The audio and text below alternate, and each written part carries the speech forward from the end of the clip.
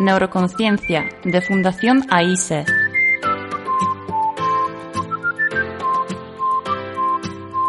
Con Juana Naya.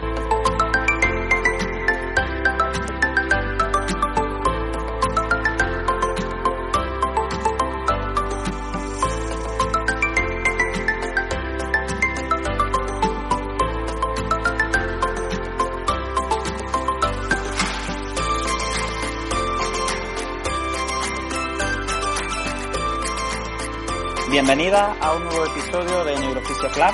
En concreto, esta tarde estamos en el tercer episodio de la segunda temporada, que hay mucha gente que nos está preguntando ya que qué está pasando con el podcast, que dónde estamos, y que empezamos el 15 de septiembre con Javier Sánchez hablando de pronóstico tras daño cerebral sobrevenido. La semana pasada estuvimos hablando sobre terapia ocupacional en neurociencia, y vamos con un poco de retraso en subir los podcasts, y eso es precisamente pues porque hemos tenido algunos problemas con la grabación.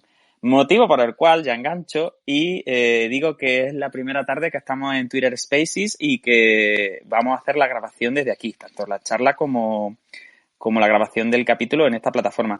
Iremos probando distintas plataformas. Hasta ahora hemos estado en Clubhouse, también tenemos por ahí pendiente Green Room, estamos aquí un poco en Spaces, y veremos a ver cuál es la que va mejor. Entonces ahora vamos a estar un poquito migrando, vamos a estar en modo migratorio por distintas plataformas, pues intentando encontrar la que mejor se adapte al programa, la que permita participación por parte de toda la gente que quiera subir a charlar con nosotras.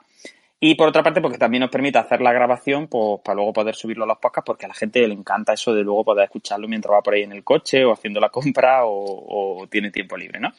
Así que bueno, os doy las gracias por la gran acogida que siguen teniendo los episodios de Neurofisio Club. Os doy las gracias también pues por todos los mensajes que nos estáis enviando y por todo la gran repercusión que está teniendo. En muchos sitios ya empezamos a encontrarnos gente que nos dice ¡ay, me gusta mucho vuestro programa! Y eso la verdad que se agradece un montón. Así que esto que empezó así un poco la charla entre colegas y de cachondeo, pues sigue siendo lo mismo, pero que parece con un poquillo más de audiencia. Así que bueno, esta tarde, por tanto, estamos en Twitter Spaces, y tenemos una tarde por delante que es un poco como más divulgativa en el sentido de entretenimiento, quizá, ¿no? Nos vamos a ir un poco de la neurociencia así más dura que hemos tenido quizá en la primera temporada, hablando de cosas como más específicas, ¿no? De neuroanatomía funcional o de funciones, pues como los monográficos que hicimos de praxis o de medulares, ¿no? De equilibrio, que está en la primera temporada. Y esta tarde, pues vamos a hacer un ratito de charla, ya que nos encontramos en Twitter y aquí pues hay mucha gente que a lo mejor ve el espacio, que se une y eso, pues queremos hablar menos desde el punto de vista neurocientífico y más un poco desde el punto de vista personal. Y el tema de la tarde, que me toca moderar a mí, es libros que nos inspiraron, ¿vale? Entonces, lo que pretendemos es hacer, de esto pueden salir un montón de programas, evidentemente, pues porque libros leemos bastante y por suerte o por desgracia somos bastante frikis de estar siempre por ahí pasándonos libros. Y ya os digo, más que un tema puro y duro de neurociencia, de que sea muy actualizado, que esté a la última, ¿no? Como estamos haciendo con los artículos y con los trabajos que revisamos, pues esto va más un poco en plan romántico, ¿no? Quizá en libros y autores que yo leí en un momento determinado de mi vida, o profesional o personal, y que me aportaron. Es decir, que yo en ese momento flipé con lo que decía ese libro. Que a lo mejor ahora, a la luz de lo que sabemos, a la luz de lo que hemos leído después, a la luz de nuestra experiencia clínica y a lo mejor ya teniendo en cuenta más factores, pues decimos, hombre, pues tampoco era la cosa para tanto, ¿vale? Muchas veces pasa esto, ¿no? Pasa que uno se encuentra con un libro de primera y luego pasa el tiempo y hay libros que envejecen mejor. Esto es como con las pelis, ¿no? Y hay libros que envejecen peor. Pero ya os digo, la propuesta de esta tarde es irnos un poco al romanticismo, a esta parte que ya os digo de algo que te abrió la mente, que hizo que te interesaras más por la neuro. No tienen por qué ser libros escritos por gente muy pro de la neurociencia, sino que pueden ser también obras literarias puras y duras, novelas en las que apareciera algo sobre neuro que te llamara la atención. En fin, entonces es un tema muy abierto. Para empezar, contamos con aquí mis colegas Yolanda, Mode, Manuel y Paula. Luego tenemos por ahí también algunas participantes a las que ya les he dado la bienvenida y vuelvo a repetir que estáis más que invitadas a contribuir si hubo algún libro que os inspiró en un momento determinado. Y ya os digo, lo que tenemos pensado es un poco eso, hablar del libro, hablar un poco del autor, contarle a la gente por qué en ese momento nos supuso pues eso, como un punto de inflexión, ¿no? Y nos hizo acercarnos más a la neurociencia y ya está, y pasar un rato divertido a comentar. En fin, esto es casi más parecido a un club de lectura, ¿no? Será que estamos ya un poco mayores y nos gustan este tipo de cosas. Ya mismo hacemos un programa que se llame Canciones Neurológicas o cualquier cosa así, porque estos son ya neurofricadas de primer grado. Así que bienvenidas, chicas, Yolanda, Mode, Manuel, ¿qué tal estáis? Contadme un poco cómo ha ido, cómo lleváis la semana. Hola, pues yo bastante guay. Una semana un poco distinta ahí en el centro y ahí bicheando también nuevos libros. Ya que hemos abierto un poco la veda de hablar de libros, ya tengo petición para irse. Mañana os la llevaré. Muy bien, en eso nos gusta gastar dinero, ahí, en libros y cosas guay. Manuel, ¿qué tal? ¿Cómo vas por ahí? Muy buenas, Juan, pues muy bien. Acabo de llegar un poquillo del trabajo, pero vamos, ya me ha dado tiempo de instalarme, de montar todo y preparado para empezar a hablar de libros que en algún momento nos tiraron. Pues si os parece, vamos a empezar con Yolanda y su libro, que nos cuente un poquito de qué va, que nos hable un poquillo del autor. Y no sé si lo habéis leído, yo este en concreto no lo he leído, creo, si va a hablar del que nos ha comentado, así que la voy a escuchar muy atento porque no lo conozco y seguro que si ella lo ha elegido es porque vale la pena. Así que venga, Yolanda, cuéntanos un poquillo cómo se llama tu libro, de quién es y cuéntanos algo sobre esta criatura, un poquillo de su currículum o de qué hace. Pues mira, yo este libro me lo leí recomendado por Paula, que estaba antes por ahí abajo y ahora ha desaparecido. Y igual también ella podría comentar cosas chulas de este libro. En una época en la que en AISE pues tuvimos como varios casos de pacientes que muy asociados al problema neurológico también tenían alteraciones visuales de algún tipo y bueno, aunque nosotros tenemos nuestra colega de referencia a la que los derivábamos, pues también nos gustaba poder ayudar un poco en el tratamiento. Entonces, estuvimos indagando bastante sobre el tema de la visión. Y el libro que yo os vengo a traer un poco esta tarde es un libro que se llama Ver en estéreo, de una autora que se llama Susan Barry. Si queréis ahora después os lo tuiteo porque se quede por ahí. Y esta autora, bueno, el libro es un bestseller del año 2012, yo creo que me lo leí como en el 17 o 18. Y bueno, la realidad es que de primeras parece que es un libro como muy dirigido a más optometristas y eso, pero cuando te adentras en él está muy guay porque Susan Barry es neurocientífica, es neurobióloga y cuenta desde primera persona y en su propia experiencia cómo vivió ella pues el enterarse de que no tenía visión estereoscópica, visión binocular, porque de pequeñita había tenido muchas intervenciones. Ahora sí que os cuento un poquillo más a fondo.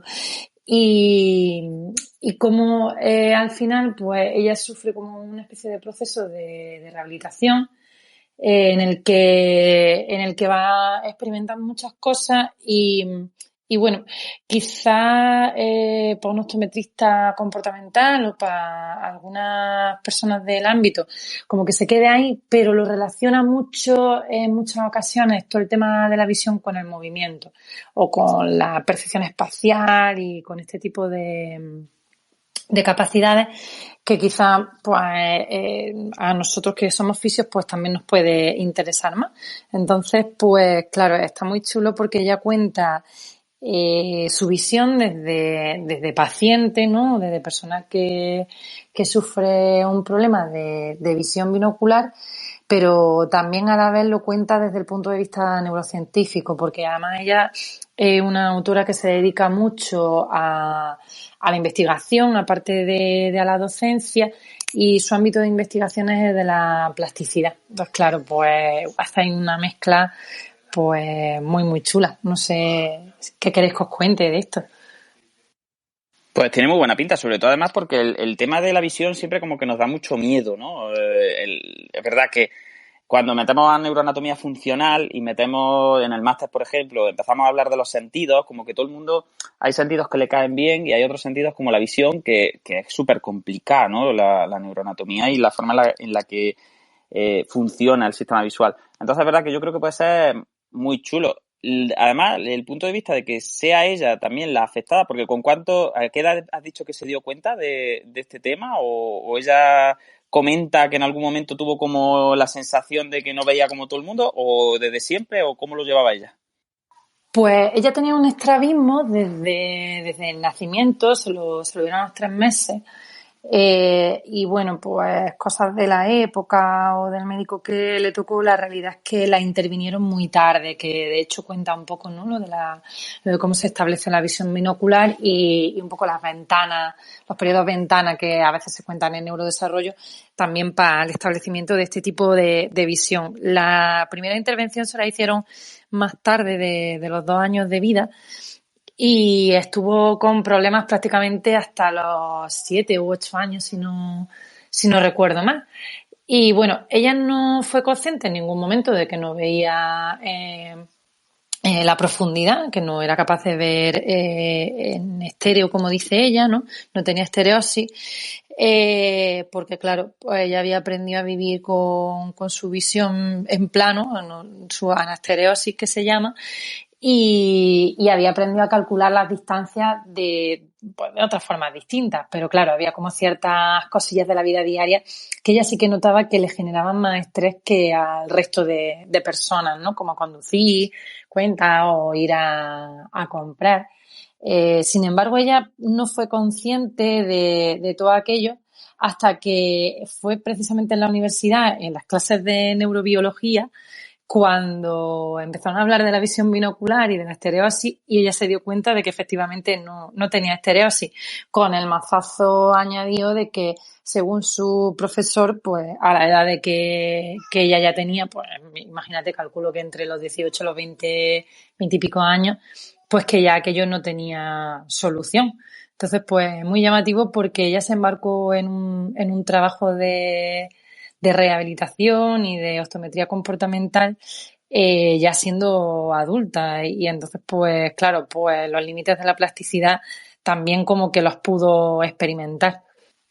Y Yolanda, ¿qué te aportó a ti el libro desde el punto de vista de conceptos así claros que tú vieras? Porque claro, tú eres fisio y entonces pues como yo, de visión sé lo justo y necesario, ¿no? Y bueno, ya está, las vías que están implicadas y un poco cómo se desarrollan algunas capacidades, pues precisamente como la visión en estéreo, la profundidad, pues sabemos cosillas sobre reconocimiento visual, sobre reconocimiento del movimiento, ¿no? Que es muy específico y bueno, y como fisio estamos familiarizados con ese tema, pero es curioso que tú como fisio nos hables de este libro porque, no sé, cuéntanos algún concepto así o alguna cosa que cuente que para ti pues te llamara la atención o fuera importante en un cambio de punto de vista o en algo que tú pudieras aplicar o algo que a lo mejor habías visto y no entendías bien y pasaste a entenderlo un poco mejor después de leer el libro. No sé, ¿qué te aportó? ¿Qué te inspiró el libro?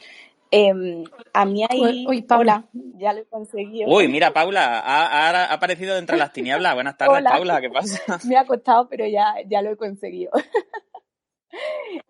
Paula y las tecnologías, se puede llamar otro capítulo de Neurofisio, claro. Bueno, Paula, cuéntanos, porque tú también te has leído este libro, ¿no? Sí, precisamente ahora con lo que le estabas comentando a Yolanda, no sé si podemos refrescar un poco, porque yo recuerdo así como con especial cariño dos anécdotas, ¿no? Que ella cuenta. Bueno, pues efectivamente, como ha comentado Yolanda, ella tiene una vida totalmente funcional. Hay muchísima gente que vive sin ver en estéreo, como ella misma comenta en el libro. Y a mí hay un capítulo en el que habla sobre su marido, que trabaja en la NASA, es astronauta, y no sé si ahora... Ese quería comentar yo, sí. No sé si ahora Yolanda quiere contar esa parte del libro, que es muy chula, de cómo su hija le hacen un poquillo rabiar ese sistema nervioso del marido cuando vuelve del espacio. Yo creo que puede ser una anécdota muy interesante para aprender cosillas de plasticidad. Y luego a mí otro momento que me llamó mucho la atención del libro fue ese momento en el que ella, después de tener su rehabilitación, de tener su práctica con la optometría comportamental y demás, de repente está conduciendo y el volante del coche, ¿no? Ella lo describe de una forma muy bonita, ¿no? Es como que cobra vida y efectivamente, pues, imagino que adopta esa tridimensionalidad. La mayoría de nosotros estamos acostumbrados, pero que ella nunca había vivido de esa forma, ¿no? Entonces, creo que también es un relato bastante interesante. No sé si Yolanda ahora quiere profundizar un poco más. Pues sí, son dos partes muy chulas, así relacionadas con el movimiento. La que Paula cuenta de lo que hacía con su marido, ¿no? De cómo probaron pues esa relación entre la visión, el tener referentes visuales a nivel de profundidad y a la vez el tener todo el aparato vestibular y la información vestibular asociada también a esa visión, que era un poco lo que le falla a los astronautas, ¿no? Que se pasan un tiempo X en ingravidez. Y esa relación fue algo que a mí me gustó mucho, ¿no? Como ella relata que cuando uno pierde la noción de la verticalidad, también necesita como ese cuadrar la información visual con la vestibular, y lo visual es muy, al final, como muy compensador del déficit vestibular y del desentrenamiento, entre comillas, que sufrían los astronautas cuando estaban en el espacio y luego volvían, ¿no? Entonces, pues, lo ponían a hacer pruebas de equilibrio y veían, pues, que le tocaban bastante la moral si le quitaban la visión. Y quizá algo que a mí también me llamó mucho la atención sobre plasticidad y sobre cómo el sistema es capaz de manejarse, tenga la información que tenga, que eso para mí fue bastante revelador para el trabajo con mis pacientes, es como ella cuenta que su conformación y su forma de entender el espacio pues era totalmente funcional, como dice Paula. Ella pues tenía reglillas internas como el uso del paralaje o el uso de reglas que todos conocemos, ¿no? Si las explicitamos como que lo que ves más pequeñito, pues es que está más lejos o que se está alejando, y con ese tipo de información ella cuadraba pues hacia dónde se movían los objetos, de dónde venían, si estaban más lejos, si estaban más cerca. Me gustó mucho eso. Y luego, por otro lado, algo que también me aportó mucho es cómo al final el sistema nervioso es capaz de compensar. Y ella hablaba pues de otro pasaje que a mí me gustó mucho, y ahora si no Paula que también comente cosillas, de unas vacaciones en las que estaban en familia pues en el típico hotel que tiene cabaña y tiene unos jardines muy extensos, y una noche pues se fue la luz. Y claro, les costó, a todo el mundo le estaba costando mucho trabajo volver a su cabaña, y ella se dio cuenta de que había memorizado de alguna forma o había integrado cuál era el camino de vuelta sin necesitar tanto a la visión, porque claro, la visión pues en ella no era su fuerte. Entonces cuenta cómo ella casi intentando recordar qué movimientos hacía o buscando los movimientos que hacía desplazándose hacia la cabaña, pues como que era capaz de orientarse usando mucho más esas sensaciones corpóreas más que el propio hecho de necesitar ver hacia dónde iba. Entonces a mí eso también me resultó como muy llamativo, como quizás a veces como somos seres muy visuales, ¿no? Y en principio prácticamente a todos los que trabajamos con pacientes neuro, pues la visión no nos suele fallar demasiado, pues confiamos mucho en qué es lo que vemos o qué movimiento estamos viendo o cómo vemos el movimiento y demás, pero me aportó mucho el pensar que el movimiento no solo se ve, sino que el movimiento también se puede memorizar de otras formas más implícitas a las que quizás normalmente no tenemos tanto acceso. Entonces a mí como que me gustó mucho, aunque en general el libro habla mucho del proceso de rehabilitación, me gustó mucho esa idea de cómo relaciona la visión con lo somático, cómo relaciona la visión con lo vestibular. Y luego también, quizá, otra cosa que me aportó mucho y que te da como un poco ese punto de vista es lo que dice Paula, esa sorpresa de cuando aparece una habilidad nueva, como en su caso fue que empezó a poder ver en estereosis. Entonces, pues como ese momento de fascinación y de sorpresa cuando aparece el volante de repente tridimensionalmente, o cómo cuenta la primera vez que vivió desde dentro, verdaderamente desde dentro y no viéndola como si estuviera viendo la tele, una nevada.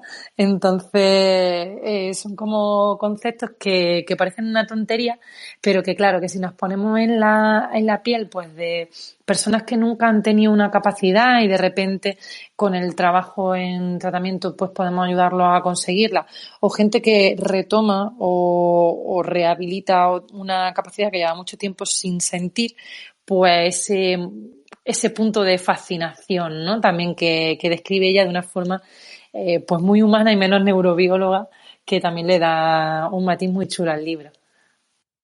Sí, también porque muchas veces tendemos a pensar que los sentidos son la realidad, ¿no? Que nosotros percibimos la realidad de una forma directa, ¿no? Y que lo que vemos es que es así y todo el mundo lo ve así, o lo que tocamos es que tiene esas características, ¿no? Y nos cuesta entender que realmente la percepción que nosotros tenemos sobre todo, el mundo, no deja de ser una construcción de nuestro sistema nervioso, ¿no? Que emerge a la conciencia por distintas vías, pero que al final el sistema nervioso como que no percibe las cosas en crudo, ¿no? En RAW, como se dice ahora en fotografía o en vídeo, sino que hay una parte muy grande que se procesa de forma activa por parte del sistema nervioso y esa parte es muy fácil que se estropee con alguna lesión y que, por tanto, no se construya esa percepción que tenemos. Y yo creo que en el caso visual, pues mucho más, porque para empezar la visión tridimensional no es directa, es una construcción brutal, porque no tenemos ningún receptor específico de la tridimensionalidad, no tenemos ningún receptor que mida la profundidad específico, ni que haga eco, ¿no? Ni que no tenemos ningún sonar específico que haga un mapeado tridimensional de las cosas, sino que nosotros al final lo que hacemos es juntamos imágenes que vienen de cada ojo y con eso que viene de cada ojo y nuestra experiencia en movimiento y nuestra experiencia triangulando con otros sentidos, al final pues el cerebro construye la tridimensionalidad, construye la percepción que nosotros tenemos de la tridimensionalidad. Entonces yo creo que ese concepto de la percepción como algo no solo pasivo, no de mi cerebro está ahí viéndolas venir, nunca mejor dicho, ¿no? Y percibe la realidad como un ente pasivo, ¿no? Que casi le entra la aferencia por los ojos y lo único que hace es, pues, recibirla, ¿no? Todo aquello del estímulo y el receptor. Pues, ¿cómo pasamos de ese enfoque a un enfoque constructivo de la percepción? Y en el caso de lo visual, pues, es como vosotras estabais comentando, es decir, ese momento en el que es necesaria una experiencia de movimiento y es necesario como un proceso también muy experimental, puro y duro, pues para que se emerja esa característica propia de la visión como la tridimensionalidad, pero que al final con el color ocurre lo mismo, con la forma, y luego si nos vamos, ahí está Paula también para contarnos, si nos vamos a formas de ya como más elaboradas de percepción que contienen ya funciones cognitivas como puede ser el reconocimiento visual, pues imaginaros, ahí ya sí que es una verdadera construcción activa de nuestro sistema nervioso que se deja influir por el entorno, pero se deja influir de una forma construyendo la realidad. Y yo creo que eso es muy interesante, ¿no? Como hasta para ver una cosa tan sencilla que hacemos todos, que es como mover los ojos para un lado o para otro y percibir, y que parece que es tan instantáneo, todo el trabajo activo que nuestro sistema nervioso tiene que hacer para que la experiencia consciente que emerge a nuestra conciencia al final sea asequible al yo, le dé información y sea tan natural, tan automática y con esa sensación como de falta de esfuerzo, ¿no? Cuando hay un procesamiento que, vamos, que yo creo que no habría procesador hoy en día artificial que fuera capaz de generar esa experiencia, esa vivencia que nosotros generamos a través de la visión de cada uno de los ojos y la triangulación que hacemos luego de la información, ¿no? Entonces, pues, esas cosas cuando uno está estudiando neurociencia, ¿no? Y cuando te cuentan, por ejemplo, que la imagen que nosotros percibimos en los receptores está invertida y que nosotros tenemos que darle la vuelta, ¿no? Y como al final todo ese tipo de cosas, cuando hablas con algún óptico o con alguien que sabe mucho de neurociencia de la visión, pues te cuenta todo ese esfuerzo que hace el sistema nervioso luego para coger eso que está recibiendo y transformarlo en algo que sea significativo, funcional y útil para el yo, la verdad que es sorprendente. No sé, Paula, ¿tú qué opinas? Bueno, pues claro, por lo visto, cuando los astronautas viajan al espacio, efectivamente, todo lo que son las señales vestibulares se distorsionan muchísimo, ¿no? Es decir, ya no se encuentran en estado de ingravidez. Entonces, las señales que reciben de su sistema vestibular son totalmente confusas. Entonces, ellos aprenden a guiarse más por las señales visuales para moverse que por las vestibulares. Entonces, claro, ellos aprenden a que mientras que están ahí en el espacio, a funcionar adaptándose a obviar un poco esas señales vestibulares y guiarse por las visuales, porque arriba no es arriba, abajo no es abajo, girarse no es girarse, ¿no? Como ni siquiera el mundo al revés, muchísimo más liante, imagino. Y claro, luego eso también tiene sus repercusiones cuando vuelven a tierra. Entonces, claro, lo que ella cuenta es que su hija pequeña, de 10 años, decidió que su padre iba a hacer su experimento de ciencia. Entonces, cuando su padre volvió a casa, pues le pidió que cerrase los ojos y que uniese las puntas de los dedos, que cerrase los ojos y se pusiese a pata coja. Entonces, claro, os podéis imaginar cuál fue el rendimiento del padre en esas actividades, ¿no? Pues cuando se puso a pata coja se cayó, cuando intentó unir los dedos con los cerrados fue incapaz. Entonces, bueno, pues la niña lo grabó, tal, obviamente se rieron, ¿no? Aprendieron así un poco a través de la ciencia y demás. Y claro, esto nos dice efectivamente lo que antes comentaba Juan de cómo es el sistema nervioso el que construye, ¿no? Y el que construye de manera constante a través de la experiencia y a través de la acción y en función de lo que necesitamos, ¿no? En cada momento. Y a mí me gusta mucho la lectura que hace ella de esta anécdota, porque claro, dice, cualquiera lo que podía interpretar de esto, ¿no? que pasó es que la capacidad de su marido para percibir un poco el mundo, para moverse y para desenvolverse en él, se había descontrolado, ¿no? Como que había tenido se había inadaptado un poco. Pero en realidad ya dice que al final lo que ocurre es lo contrario, ¿no?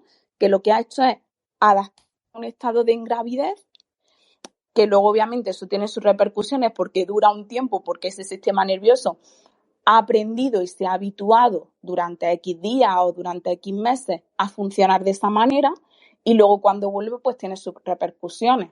Pero luego efectivamente comenta que pasaron 2 o 3 días y ya estupendamente, ¿no? Ya el marido podía hacer los experimentos de su hija con total normalidad. Y de hecho, también comenta cómo hay incluso un efecto de aprendizaje donde cada vez le cuesta menos tiempo generar los aprendizajes de adaptación en estado de ingravidez y en estado de gravidez cuando vuelve a la Tierra. Entonces, la verdad que me parece un extracto muy interesante del libro. Además, es un libro que está muy bien datado a nivel neurocientífico, cuenta cosas visuales, científicas muy puras y las cuenta muy bien y luego las sabe mezclar también pues con cuestiones divulgativas y de vida cotidiana que hacen que sea muy agradable. No sé un poco cómo lo veis. Yo es que he tenido una experiencia religiosa, Paula, porque te oía en distintas dimensiones, espacios, así como en Interstellar. Parecía que el novio astronauta eras tú, Paula, a distintas velocidades y en distintos momentos. Entonces ha sido un poco raro. Pero bueno, vamos a seguir si os parece y no sé si queréis comentar algo más de este libro o pasamos al siguiente. Si alguien de los que está abajo lo ha leído o si tiene alguna pregunta. No, yo creo que en principio si queréis podemos pasar a hablar de algún otro autor porque así hemos hecho como un resumen rápido. Entonces si alguien de los que está abajo queréis emoticonos se puede levantar la mano y pedir la voz. Sí, es otra cosa que no he dicho, lo de los emoticonos, pero si quieres pasamos directamente a Manuel, si me escucháis ahora. Manuel, ¿me oyes? Alto y claro te oigo, Juan. ¿Qué tal me oís a mí? ¿Me oís bien? ¿O me oís también robótico? ¿Cuál Paula? Pues será el único que me oye bien, porque es que hasta yo me oigo con retardo. Pero bueno, vamos a intentarlo porque además tú tienes un libro que es, yo creo que de los preferidos de todos. Te has quedado ahí con La Niña Bonita, porque es antiguo, es un libro que ya tiene sus anillos y que bueno, que es verdad que yo creo que fue una vía de iniciación a la neurociencia, por lo menos por mi parte, fue de los primerísimos que me leí. Yo creo que antes incluso de dedicarme a la neuro, es que ni me acuerdo. Luego cuando Paula se incorporó a trabajar en AISE, me acuerdo que lo llevaba y me lo volví a releer y lo descubrí ya, en fin, enterándome un poco más, porque ya tenía experiencia clínica en neuro y algún que otro conocimiento así disperso. Pero yo creo que el autor que nos va a comentar que sí que le tenemos que hacer una ola, ¿no? Si existiera el emoticono de la ola, hay por ahí un 100, así en numerito, pues también lo podemos utilizar, ¿no?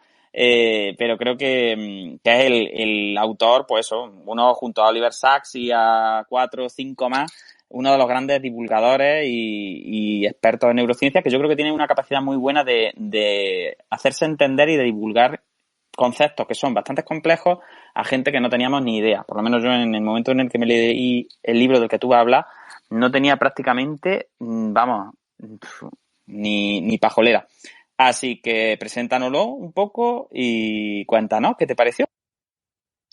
Sí, yo creo que como has dicho, voy a hablar del libro, a lo mejor por excelencia. Yo creo que, bueno, para el que no sepa, estamos hablando de Viladeanur Ramachandran, ¿vale? Aquí yo creo que entre Juan y yo vemos un poco el salto generacional, porque yo creo que él le tiene mucho cariño, quizá al bestseller de Ramachandran, quizá el libro más famoso, que es Fantasma en el cerebro, que fue del 98, de 1998.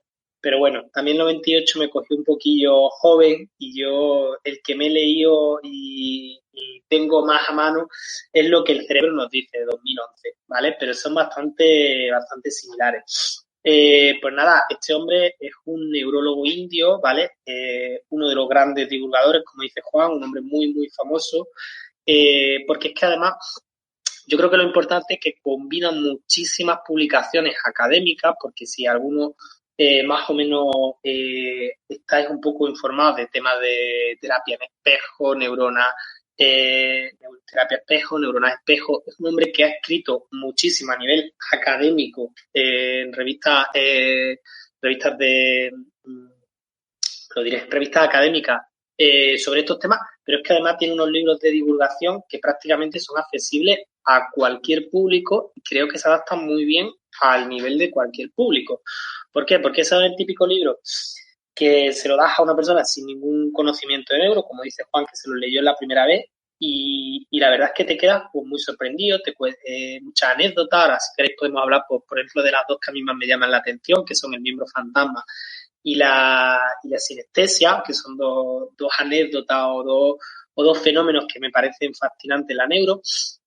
Yo creo que eso lo lee una persona que no tiene formación en neuro y se entera de bastantes cosillas y dice, oye, mira qué cosa más interesante. Pero es que además las personas que más o menos tenemos, aunque me incluya un poco en este campo, a lo mejor sin merecerlo, formación un poco más avanzada en neuro, aprendemos muchísimo sobre estos temas. Y yo la verdad que es un libro que le tengo mucha cariño porque yo me lo empecé a leer cuando entré en AISE, simplemente por decir, pues bueno, me voy a leer un poco este libro. Y al igual que el anterior, también habla mucho de temas perceptivos, de cómo el sistema nervioso percibe y cocina esa información. Y yo me acuerdo que yo era pues un fisioterapeuta neurológico, no era ni neurológico por aquello entonces, que yo lo que entendía pues era de eso, de músculos, de ¿Cómo que tono, no, de Manuel? Tenías reflejos. tu máster en neurofisioterapia ya, ¿eh? Te recuerdo. Bueno, el máster siempre me perseguirá. Juan siempre tiene esa espinita clavada de que no fue mi profesor de máster. Bueno, yo entendía de cosas de fisio. Entonces yo entraba en AISE y yo coincidía a muchos pacientes, pues tanto con Isma, que hablé con ella la semana pasada, como con Paula, que está por aquí. Y ella me hablaba mucho de cosas integrativas, de perceptivo, de no sé qué, no sé cuánto. Y a mí ese era un mundo que me fascinaba mucho, que me parecía como muy interesante, pero que no llegaba a entender mucho. Entonces, este tema, este libro, tiene muchísimos capítulos y yo creo que la tónica predominante es que habla mucho sobre percepción y cómo el sistema nervioso cocina esa información e interpreta esos datos. Y además yo creo que principalmente lo que me gusta de este hombre es que es muy empírico, es que él no te cuenta cosas teóricas, te da un sustrato teórico, pero siempre te da el sustrato teórico a partir de pacientes que él ha tenido y que recuerda y te dice, mira, yo tuve un paciente que se llamaba Barry, que le pasaba esto, no sé qué, no sé qué, no sé cuánto, y entonces lo cité una tarde y me puse a hacer el experimento y te cuenta todos los experimentos que lo hizo y cómo te obtenía una serie de resultados y él interpreta los resultados y cómo se va elaborando él sus teorías y cómo va elaborando él sus hipótesis, cómo refuta hipótesis antiguas a través de experimentos que él hace realmente a pacientes y lo explica pues desde un tono muy extendido y desde un lenguaje muy, muy coloquial, pero a la vez con un gran sustrato anatómico. Entonces yo creo que, como bien dice Juan, uno de los grandes divulgadores de neurociencia. De hecho, a mí me hace mucha gracia, el otro día me metí pues en la típica Wikipedia para ver algunos datos de él y me encantan los motes que le pusieron. Hay autores que lo llaman el Marco Polo de la neurociencia, el Paul Broca moderno, incluso lo han metido en una de las listas de las 100 personas más destacadas que hay que seguir en los siglos XXI. Una de las revistas ha metido a este hombre en el club del siglo, que lo llamaba. Entonces yo creo que es uno de los grandes autores que hay que seguir.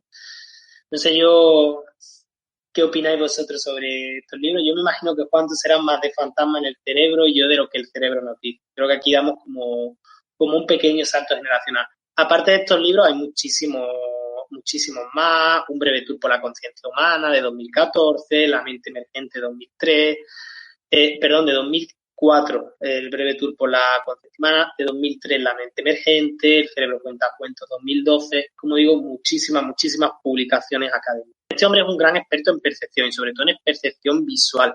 Es pues como el gran padre de la terapia en espejo y de un poco del inicio del desarrollo de la teoría de neuronas espejo.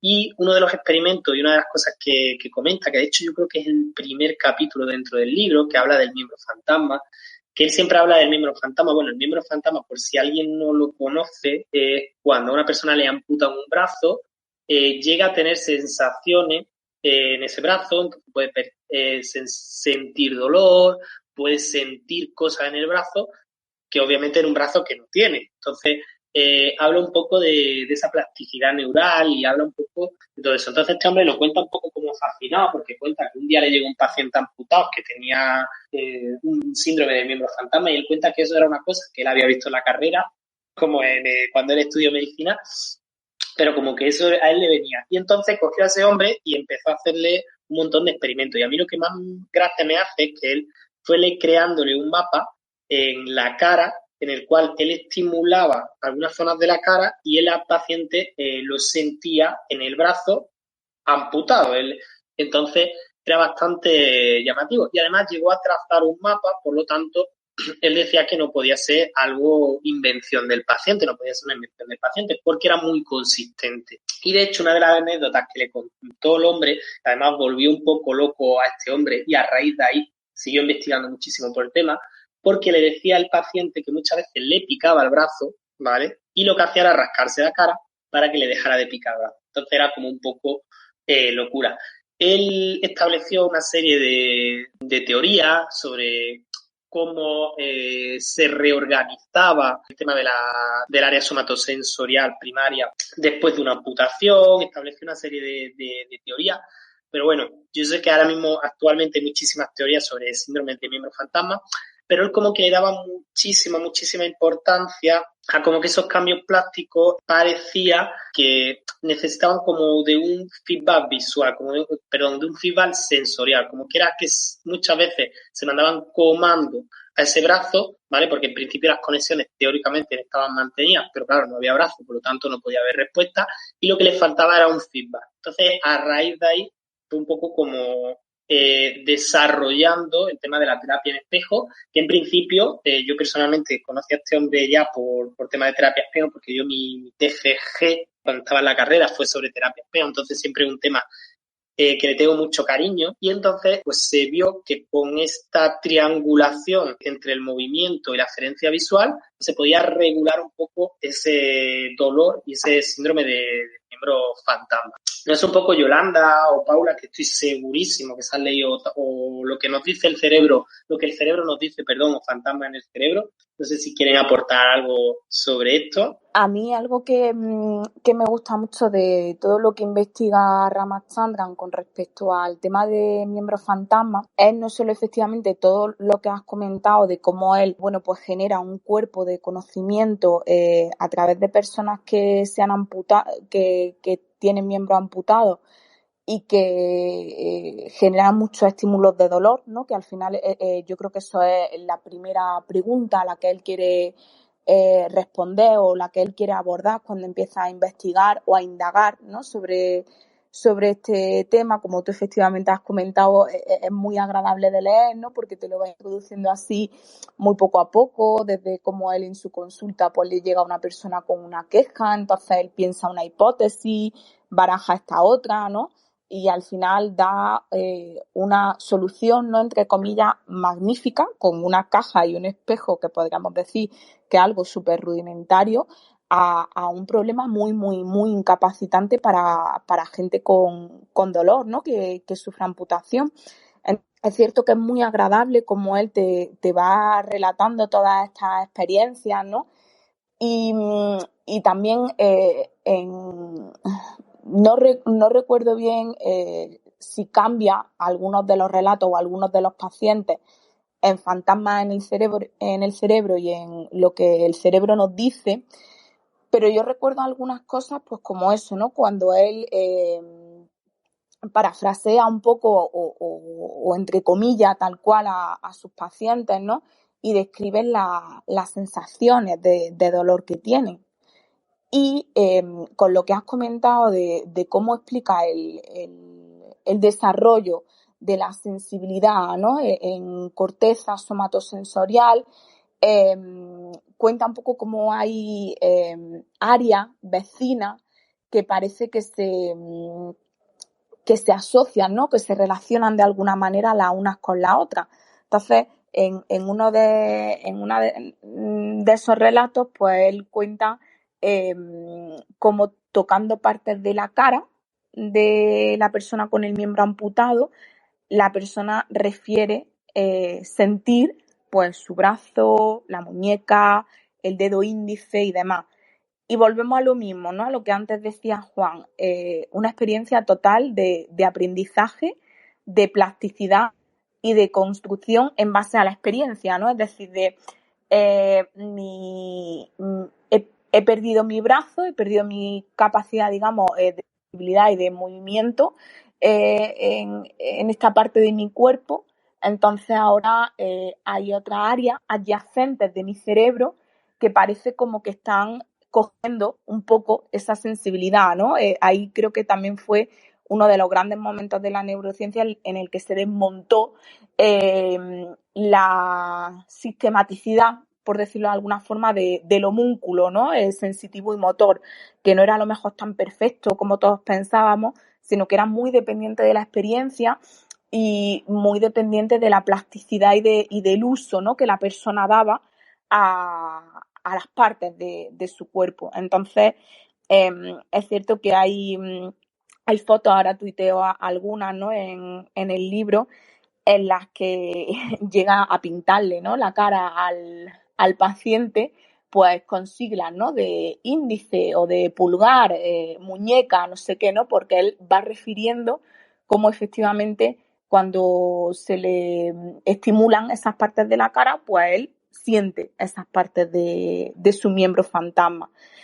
Y al final también el método que él sigue para, digamos, intentar paliar estos síntomas de dolor, como tú has comentado, que eso además también Juan lo explica muy bien, es como intenta evocar en el cerebro una triangulación distinta por la cual el dolor no esté retroalimentándose constantemente consigo mismo, sino que tenga una ilusión visual que le permita ver el movimiento de lo que sería su miembro amputado, ¿no?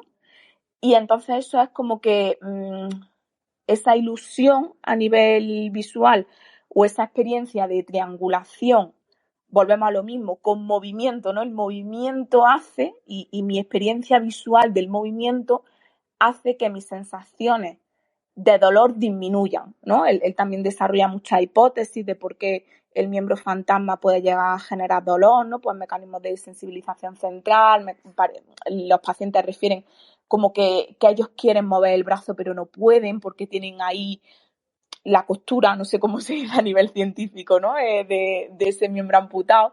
Entonces, la verdad que es una genialidad lo que él hace. De hecho, ha traído una escuela gigante, ¿no? Detrás de todas las investigaciones que él sacó. Y yo siempre recomiendo a la gente que va a hacer algo de terapia en espejo que se lea bien a Ramachandran, porque con él es donde tiene el paradigma, ¿no? Adecuado de cómo funciona la terapia en espejo, porque hay algunas veces que a lo mejor se confunde, ¿no? No es que con la terapia en espejo se activan las neuronas de espejo, no sé qué. No es del todo así, ¿no? Yo creo que hay que leérselo bien a él y hay que ver cómo él hace todo ese proceso de descubrimiento y de que al final lo que ocurre, el mecanismo cerebral que acontece y que hace que disminuya el dolor y el sufrimiento de estas personas es esos mecanismos de nueva reorganización a nivel cerebral que permiten que por una especie de ilusión, viendo el reflejo de tu miembro sano, pero como lo ves en el espejo parece que el amputado, tienes como una nueva retroalimentación y parece como que el sistema se libera, ¿no? Un poco, y que ese miembro no está ahí coartado, paralizado. Entonces le da la oportunidad al sistema nervioso de aprender poco a poco que aunque eso no esté, no ha sido tan traumático, ¿no? Yo creo que a lo mejor ahí lo que puede estar pasando con el miembro fantasma, como lo que puede pasar a lo mejor una lesión cerebral, es que es muy traumático, es muy de un día para otro, ¿no? Yo tenía aquí una mano, yo tenía un brazo, yo tenía una pierna y de repente mi cerebro se ha visto desprovisto totalmente de este miembro. Entonces, ¿qué hago, no? Ahora no sé, mi cerebro no sabe cómo actuar.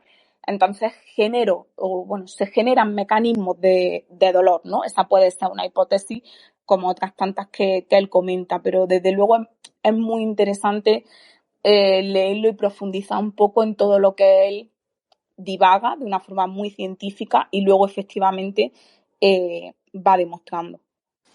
Bueno, sí, a mí no sé si me escucháis, ¿sí? ¿Ahora sí? Sí. Vale, es que yo creo que lo que pasaba era que se calentaba el móvil, que se ponía caliente, como más caliente que yo, que ya decís, y se cortaba la conexión. Yo creo que ahora lo escucho bien. Bueno, yo para aportar algo a lo de Paula, yo creo que el libro de Ramachandran realmente juega mucho con el ilusionismo, ¿no? Es un libro casi de magia y por eso me gusta a mí tanto. Porque al final, fijaros que con respecto al miembro fantasma tenemos que tener en cuenta que partimos de un sistema nervioso central que en principio está sano, entre comillas, ¿no? Entonces, lo primero guay que aporta este libro es un poco romper esa división entre el sistema nervioso periférico y central, ¿no? Porque lo que pasa en el miembro fantasma, en principio, siempre se le daba una explicación clásicamente que era periférica porque el daño era periférico. Tú lo que habías hecho había sido cortar un cacho pierna, un cacho brazo, y al final pues te llevaba los nervios y entonces esos nervios ahí quedaba un piquillo, vamos a poner de ejemplo, ¿no? Que lanzaba como se hiperpolarizaba y entonces mediante la estimulación del nervio pues tú sentías cosas raras, sentías tu pierna, pero no porque tuvieras la pierna, sino porque se estimulaba el nervio que iba a la pierna, entonces tú notabas la pierna, ¿no? Entonces volvemos un poco a, como decía Paula, comentaba yo antes en el libro del que nos ha hablado Yolanda, cómo Ramachandran cambia el paradigma completamente hacia, de nuevo, un sistema nervioso que construye la realidad hasta de tu propio cuerpo.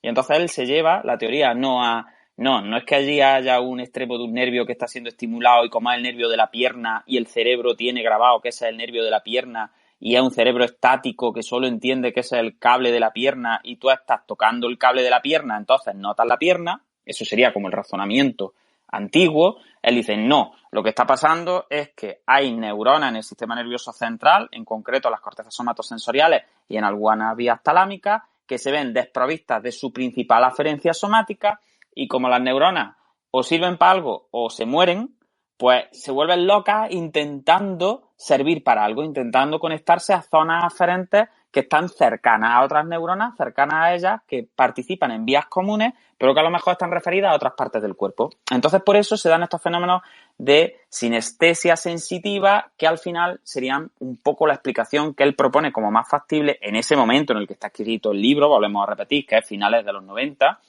para el dolor que aparecía en el miembro fantasma. Y es muy bonito, como decía Paula, sobre todo la parte esta como de también utilizar a los alumnos, que no sé si había hablado de eso, cómo engaña a los pacientes y utiliza a los alumnos y engaña a los alumnos también, ¿no? Y hay algunas cosas, bueno, quizás casi podríamos decir cuentecillos o casi deliciosos, ¿no? Pues que eso, cómo engaña a los pacientes con manos de goma y les pega golpes, o cómo engaña a los alumnos también. Al final, ya os digo, es un tema de ilusionismo y triangulación.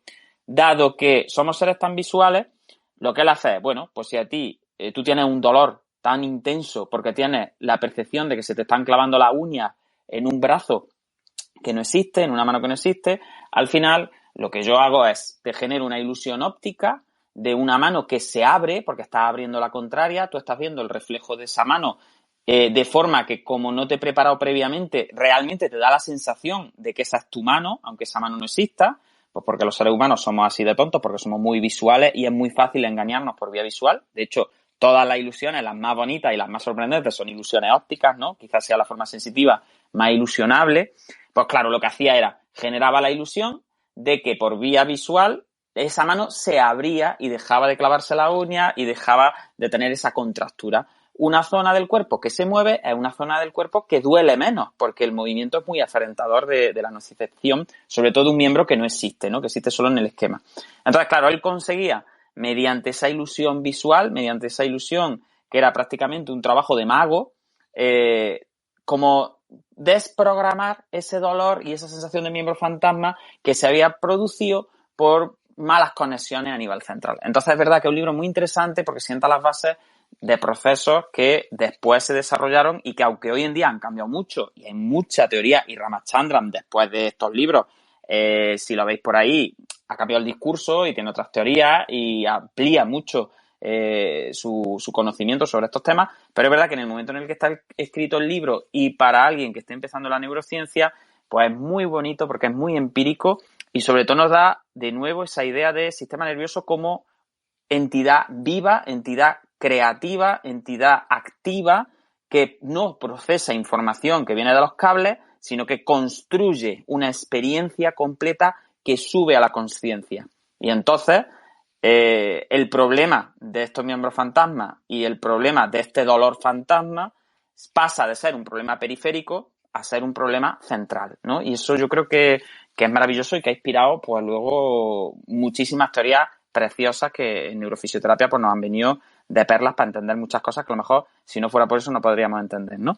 Y luego yo, fijaros, de este libro me quedo con el concepto de parálisis aprendida, porque personalmente a mí me sirvió mucho para hipotetizar lo importante que era también la aferencia visual cuando se producían, como decía Paula, esos traumas en los que yo tengo un ictus y de un día para otro paso de poder mover una parte de mi cuerpo a no poder moverla. Y evidentemente nosotros no sabemos describir cómo movemos una parte del cuerpo. Nosotros tenemos la voluntad de moverla y se mueve. Pero eso no se puede describir con palabras. Yo no puedo describirle a nadie lo que tiene que hacer para mover unos dedos. Es como que el yo tiene la voluntad y la mano lo sigue y tiene la aferencia de que eso está ocurriendo.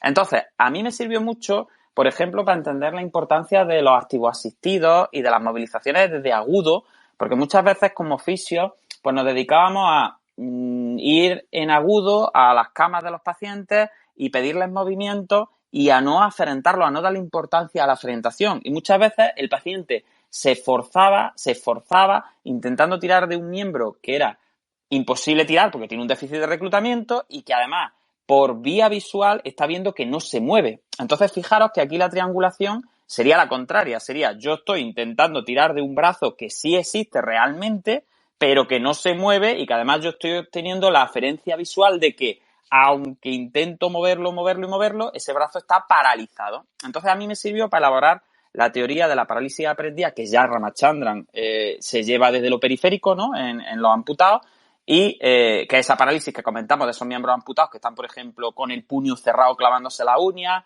o que los pacientes amputados describen como que tienen una contractura muy fuerte o una distonía, ¿no? Y son miembros que no existen. Pues yo me los llevé un poco a la parte central y entonces me sirvió para reflexionar sobre la importancia que tiene la aferencia visual y el activo asistido y la información que le damos a nuestros pacientes sobre su propio cuerpo cuando les pedimos que se muevan, ¿no? Y cómo hay que intentar siempre que cuando el paciente hace un esfuerzo de reclutamiento importante, hay que amplificar ese esfuerzo y si hay una contracción hay que darle mucha aferencia visual de esa contracción que se está produciendo y hay que trabajar con ellos de una forma mucho más activa, ¿no? Mucho menos pasiva de llego aquí y te meneo la pata o te meneo el brazo o no sé cuánto, porque esto es muy bueno, porque son estiramientos y no sé cuánto, ¿no? Entonces, fijaros que a mí el libro de Ramachandran me aportó en tantos sentidos, desde un punto de vista tan global y me abrió tantos los ojos al mundo de la neurociencia que yo lo considero pues un must para todo el mundo. Ya os digo, aunque haya muchas cosas que ya no estén tan actualizadas y bueno, y aunque se centre mucho en lo periférico, pero como decía Paula, yo solo con que sirva para que la gente no confunda la terapia en espejo con la terapia que estimula neuronas espejo, yo con eso ya me daría por satisfecho porque he visto muchas tesis doctorales en las que no está tan claro y en el que directamente se relaciona la terapia en espejo con neuronas espejo, cuando las neuronas espejo y la terapia en espejo pueden ir unidas, aunque se llamen igual, pero no tienen siempre por qué ir juntas, ¿no? Así que bueno, Manuel, creo que te he cortado antes porque he aprovechado para hablar, ahora que creo que se me escucha, pero tienes la palabra, hijo mío, cuéntame. Nada, yo quería hablar de la tontería de la tarde, que era una anécdota que contaba Ramachandran, que me pareció la verdad que bastante graciosa, pero hombre, después de las aportaciones de Paula y tú ya me va a quedar un poco simplona, pero bueno, yo la voy a hacer y ya está, cada uno tenemos lo nuestro. Que como bien A ver si hemos leído Paula, libros distintos, Manuel. yo creo que no, yo creo que es una anécdota muy graciosa. No, tampoco ya depende del humor de cada uno. Paula comentaba mucho del tema de la neuroplasticidad de áreas vecinas, que por eso Ramachandran en el brazo trazaba ese mapa en la cara, porque realmente a nivel somatosensorial de la corteza primaria son zonas que están bastante cercanas, aunque como bien ha comentado, el tema del homúnculo ya Ramachandran le da un poquillo de palo, ¿vale? Porque él también hace mucha crítica a ese dogma tan estructural en el que él había estudiado. Pero me resultó muy gracioso una anécdota que cuenta de un paciente que no fue amputado de brazos, que fue amputado de pierna. Y al final las piernas, una de sus áreas vecinas son el pene. Entonces, él comentaba que este paciente le refería que en sus orgasmos, desde que estaba amputado, eran muchísimo mejores porque se le extendía por toda la pierna y tenía unas sensaciones muy, muy vívidas durante mucho tiempo y en muchas zonas corporales. Entonces, como bueno, vamos a decir la ventaja de ese pobre hombre de la amputación. Ay, Manuel, es que mala es la adolescencia tardía, ¿eh? De hecho, yo digo, brava, tú que va a contar lo de... Pero, de hecho, Ramachandran se lo lleva más lejos y yo creo que de una forma ahí un poco juguetona, por ahí darle al lector un poquillo de sonrisa y tal, llega a hipotetizar que quizás sea una de las bases del fetichismo de los pies, ¿no? El hecho de que en el homúnculo esté tan cerca de los pies y los genitales, pues él se aventura un poco así a decir, pues lo mismo, por eso es por lo que hay tantos fetichistas de los pies y hay tanta gente que le gusta el calzado y darle besos en los pies, y chupar los dedos y todo ese tipo de cosas, pues él dice, bueno, pues lo mismo desde un punto de vista neurocientífico, lo mismo la base está en estas zonas, ¿no? Así que sí, a mí me hizo mucha gracia las relaciones que establecía porque son muy, muy llamativas. Bueno, pues no sé si alguien quiere aportar algo más, si no pasamos a Paula. Pues venga, Paula, cuéntanos de cuál es tu libro y de quién nos va a hablar. Vale, bueno, pues yo la verdad que he recordado un libro muy chulo que ya me leí hace tiempo, que bueno, todos nos lo hemos leído porque ha pasado por toda la cooperativa este libro, porque la verdad que bueno, sus aportaciones son son geniales. Se trata de el libro Todo está en tu cabeza, de Susan O'Sullivan. Hoy tenemos dos... Madre mía, ahí abrimos el melón, nunca mejor dicho, el melón de tu cabeza lo abrimos. El melón de tu cabeza, sí. Pues la verdad es que, bueno, si hay que definirlo de alguna forma, yo lo definiría como el libro que te abre camino y conocimiento a comprender qué es lo que pasa en las personas que tienen trastornos funcionales o trastornos, digamos, que afectan al cuerpo, pero que no tienen una justificación ahora mismo con los mecanismos y con las herramientas que tenemos a nivel orgánico. Entonces es cierto que, bueno, pues aquí se abre una veda súper interesante y creo que también muy desconocida, por eso creo que es un libro muy, muy necesario, a la par que eso, súper divulgativo. Ella lo cuenta todo pues de una forma muy amena, se aprende mucho, ¿no? Leyéndolo y se hace muy agradable su lectura porque cada capítulo es un relato de una de sus experiencias con algunos de sus pacientes y cómo transcurre, digamos, pues toda la experiencia en la que manifiestan una serie de sintomatología a nivel físico, que ahora podemos indagar un poquito por ahí. Se le realizan una serie de pruebas diagnósticas a nivel orgánico, no aparece nada, empiezan a surgir los primeros interrogantes, también se empiezan a abrir todas esas vías y todos esos caminos en los que a lo mejor el sistema todavía no está muy bien preparado y se reacciona de una manera, pues te lo estás inventando, estás simulando, esto no es real, esto no está De pasando. hecho, Paula, yo una cosa, por apuntar algo, que fíjate que no me gusta del libro, y mira que el libro me gusta mucho, pero en referencia a lo que tú estás diciendo es el título y el subtítulo que le han puesto en español, porque se llama Todo está en tu cabeza y creo recordar, corregirme si me estoy equivocando, si alguno tenéis la portada por ahí en mente, que se llama algo así como Historias reales de enfermedades imaginarias o un rollo así, ¿no? Que Exactamente eso, tal Juan, cual, ¿no? que lo acabo de tuitear. Fíjate. Exactamente, historias reales de enfermedades imaginarias. Claro. Tienes muy buena memoria. Fíjate, me acordaba de memoria del título porque me gustó tan poco, o sea, me pareció tan contrario a lo que luego ella cuenta en el libro, que creo que el título y el subtítulo fue como un intento de vender, ¿no? De algo que sonara comercial, que llamara, además, creo que la portada era como un huevo roto o una cosa así, o sea, que era un poco extraño.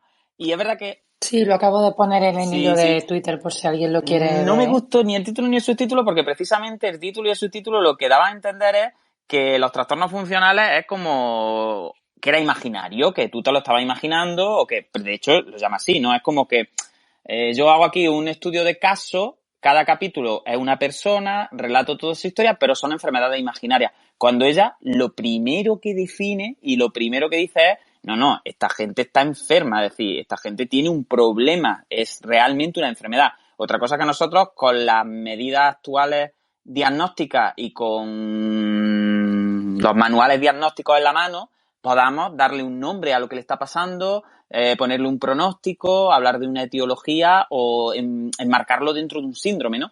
Pero ella todo el rato aboga, y yo creo que el libro un poco es también una defensa y un sacar del armario a los trastornos funcionales en ese sentido, es decir, pues un poco como lo que ella describe que le dice a sus pacientes de, bueno, tú a lo mejor no tienes un problema en el hardware, ¿no? Porque no lo hemos visto en la RESO, ni lo hemos visto en el TAC, ni lo hemos visto en ninguna prueba que te hemos hecho, pero tienes un problema en el software, es decir, tienes un problema en el funcionamiento y la realidad es que ella rompe una lanza ahí muy potente en el sentido de, oye, no tratéis a esta gente como si se estuvieran inventando las enfermedades que tienen. Y sin embargo, luego, en el título y en el subtítulo, pues no es muy afortunado. Yo, si alguna vez pudiera hablar de tú a tú con esta autora, le diría, mira, hija mía, yo no sé si es que te lo han traducido al español de una forma regular, pero no le hace justicia al libro. Totalmente, sí. Pues lo acabo de revisar, Juan, y no, en inglés es exactamente el mismo subtítulo. Así que lo pondría ella, se lo pondría la editorial. Muy mal, Sullivan. No ha sido traducción. Sí, pero bueno, luego la parte de abajo sí es verdad que es un poco más sutil. Dice historias desde la línea de fronteriza, ¿no? De las enfermedades psicosomáticas, por lo menos. No habla de que son imaginarias. Es verdad que en castellano es un poco más duro el título. Sí, a lo mejor puede ser enganche de la editorial, ¿no? Que normalmente, pues eso, todo está en tu cabeza. Esto y ser feliz. Yo qué sé, siempre normalmente a la gente le engancha más porque efectivamente, como habéis comentado luego, el desarrollo del libro, todo lo que ella cuenta, todo lo que ella defiende, todo lo que ella expone, para nada es eso, ¿no? Es una postura muy, muy respetuosa hacia las personas que padecen este tipo de dolencias, como ella las llama, y crea, yo creo, un poco de escuela, ¿no? De la que muchos tendríamos que aprender sobre cómo abordar, cómo acercarnos y cómo trabajar, ¿no? Con estas personas y cómo incluso usar el lenguaje, ¿no? Porque algunas veces es muy complicado cuando no vemos una manifestación tangible, ¿no? O un correlato tangible de cosas que están pasando a nivel físico, pues tendemos, ¿no? A decir, pues, lo típico de está fingiendo, se lo está inventando, cuando esas personas realmente están sufriendo. Y ella lo explica muy bien a lo largo del libro como una prueba inequívoca, ¿no? De que estas personas sufren, es que, por ejemplo, y quieren saber lo que les pasa, es que se someten a todo tipo de pruebas diagnósticas para conocer qué es lo que quieren. Es decir, los médicos, los neurólogos le dicen, venga, vamos a hacer esta prueba, vamos a hacer esta otra, te voy a someter a un EEG, ahora nos vamos a hacer el TAC, nos vamos a hacer la reso, y ellos entran en todo porque realmente quieren saber lo que les pasa. La cuestión es, o lo que ella en un principio describe, es que la causa cerebral orgánica, que en un principio nos podemos esperar porque a lo mejor son problemas de he perdido la visión, de no puedo moverme, tengo una parálisis de las piernas, pues claro, no esperamos que tenga un correlato a nivel estructural. Y esto pues no ocurre con los trastornos funcionales. Ese correlato orgánico pues no existe. Entonces, bueno, pues lo que... Sí, un poco es lo que antiguamente se llamaban los trastornos conversivos, que eran trastornos de salud mental, vamos a ponerlo así por hablarlo rápidamente, que tenían unos síntomas o unos signos que eran compatibles con una enfermedad neurológica, pero no había una enfermedad neurológica de base, ¿no? Antes se llamaba así. De hecho, yo creo que esta mujer hace un muy buen trabajo también explicando un poco y clasificando y diciendo, vamos a ver, lo que cuando hablamos de psicosomático, cuando hablamos de trastorno conversivo, cuando hablamos de trastorno funcional en general, cuando hablamos de... Y nos ayuda también un poco a entender, pues luego casos como la simulación, como el trastorno facticio. Es decir, hace un muy buen repaso histórico también un poco sobre las bases y sobre las distintas nomenclaturas que se han utilizado, ¿no? Pues yo siempre me acuerdo de la historia que ella cuenta de la histeria, ¿no? Y de cómo pensaban hace ya un par de siglos, pues que el útero viajaba y entonces que si la mujer tenía dolor de garganta es porque el útero se le iba a la garganta y le apretaba ahí, que si le dolía la barriga es porque el útero era un útero viajero, ¿no? Entonces, todo ese repaso que hace sobre las bases un poco de esas enfermedades que siempre han sido un poco misteriosas porque no han tenido un sustrato anatómico claro y tenemos una mente muy centrada en buscar siempre causas estructurales, aunque nos hinchemos luego el pecho de decir que somos sistémicos y que creemos en la dinámica del sistema y todo ese rollo, pero siempre necesitamos como la estructura que está dañada, ¿no? Y yo creo que ese repaso histórico también es muy esclarecedor. Entonces, yo le recomiendo a todo el mundo que aunque luego no entre en los casos específicos, pero aunque sea solo la introducción del libro, vale mucho la pena porque sitúa mucho. Y luego, por situar un poco a la gente que a lo mejor no está escuchando y que no está familiarizada con este tipo de trastornos, pues bueno, por ejemplo, estamos hablando de una persona que tiene un tumor en un hemisferio y tiene la hemiparesia homolateral a la lesión. Es decir, tiene un tumor en el hemisferio derecho y tiene una hemiparesia derecha, ¿no? Eso hoy en día no tenemos ningún tipo de explicación racional de ninguna manera para decir que la hemiparesia está generada por la lesión, ¿no? Porque se hacen tractografía además y se ve que esa persona, pues que los tractos se decusan, el tracto corticoespinal se decusa como en el resto de los mortales y aún así la persona expresa la hemiparesia en el lado homolateral a la lesión. Estamos hablando de personas con ceguera, que son funcionalmente ciegas y que sin embargo luego hacen un uso funcional de los colores, o pueden incluso, ella cuenta una historia que me parece muy tierna de cómo le hace un dibujo, ¿no? Una persona que tenía una ceguera funcional porque no había ningún tipo de base anatómica que explicara lo que había pasado ahí. Entonces, así resumiendo mucho, por si la gente que nos está escuchando no está muy familiarizada con este tipo de trastornos, pues básicamente eso es síndromes que dan signos que son neurológicos, que tienen que ver con el mundo de la neuro, pero que o no tienen un sustrato anatómico o no concuerdan con el sustrato anatómico. Es decir, es como lo que os digo. Imagínate una persona que tuviera, imaginaros, un trastorno de memoria porque ha tenido un problema en el nervio mediano. Pues algo así, ¿no? Es como, sí, la neuritis, el problema del túnel carpiano lo tienes, pero en principio un túnel carpiano no te tiene que afectar a la memoria. No tenemos ninguna hipótesis que relacione las dos cosas, ¿no? Pues de este tipo de cosas es lo que la autora va hablando muy bien. Cada capítulo, además, se centra en una persona. Yo creo que aquí se inspira mucho en Oliver Sacks, porque es como muy de ese corte, ¿no? Como que va contando casos concretos, además ahonda mucho en la historia personal de cada uno, en cómo le ocurren las cosas, y tiene un poquillo ese toque también literario, ¿no? Es muy agradable de leer el libro porque es muy literario, y además te puedes leer los capítulos de forma independiente y no pierdes el hilo. Pero ya os digo, yo creo que como dice Paula, al final es un libro muy de romper fronteras, ¿no? Y de abrir escuela, quizá, ¿no? Sí, de hecho, un poco lo que tú comentabas, ¿no? De cómo también hace ese viaje riguroso, donde, pues eso, en la época de Charcot, ¿no? Cuando describió todo el tema de la histeria, le dio esa explicación.